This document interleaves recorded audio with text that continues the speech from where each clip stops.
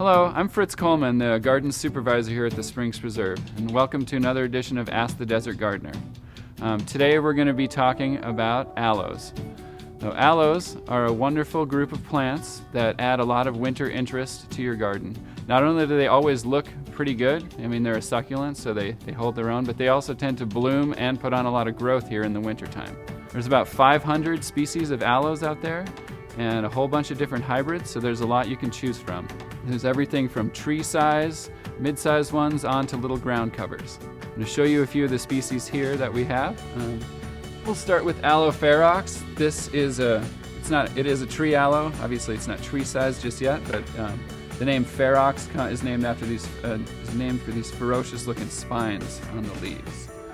One of the best features of aloes are its foliage colors, which some of them change for the cooler temperatures of winter.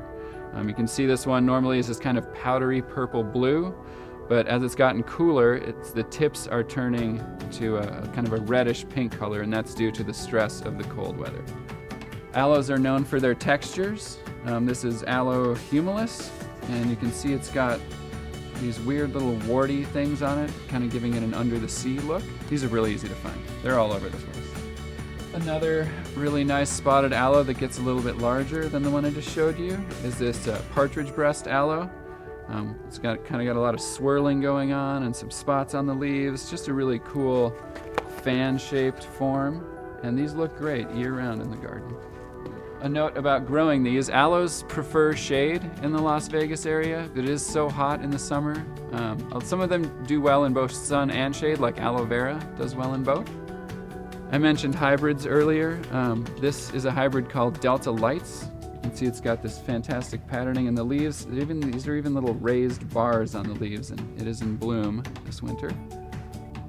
There are a good number of fancy aloes out there, collector aloes that are a little bit harder to grow. This one is called Aloe superfoliata, and it kind of has this jaws look to it. The leaves kind of just emerge two ranked here. A cool one. And then this aloe, melanocantha, or black-spined aloe, a true desert dweller. These very evil-looking black spines, but a wonderful addition to the garden, especially if it's in a container or a raised bed where you can get a good look at it without having to get down on the ground.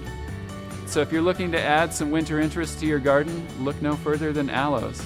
Thank you for joining us on this edition of Ask the Desert Gardener, and if you have any questions about aloes or anything else garden-related, please comment on this video wherever you see it, or go to the Springs Preserve website.